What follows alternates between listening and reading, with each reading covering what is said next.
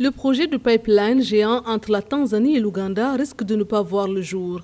Plusieurs institutions bancaires qui s'étaient déjà engagées se sont rétractées. En effet, ce sont au total 263 ONG provenant de 49 pays qui ont, dans une déclaration, exhorté les PDG de 25 banques à ne pas participer aux prêts destinés à financer le dit projet. Les émissions du conduit afficheront 34,3 millions de tonnes de dioxyde de carbone par an, selon un rapport produit par les ONG.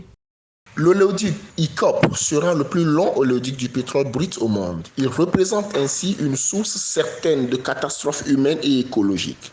L'Ouganda et la Tanzanie, signataires de l'accord de Paris sur le changement climatique et l'accord de Sendai pour la réduction des risques de catastrophes, devraient trouver les moyens et les sources de développement plus propres et respectueux de l'environnement.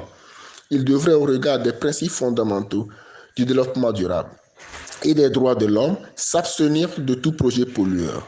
Au moins 2,5 milliards de dollars étaient recherchés par les parties prenantes pour exécuter le projet d'une valeur de 3,5 milliards de dollars. La Tanzanie devra percevoir de l'Ouganda 12,20 dollars par baril exporté via le pipeline. À terme, l'ouvrage permettra la création de 10 000 emplois. Je ne crois pas que ce projet sera arrêté, mais je voudrais simplement signaler que nous sommes à la fin de l'ère des produits pétroliers et du fossile. Si on ne fait pas des infrastructures pour transporter le fossile aujourd'hui, on fera des infrastructures demain pour transporter l'hydrogène qui est le nouveau carburant.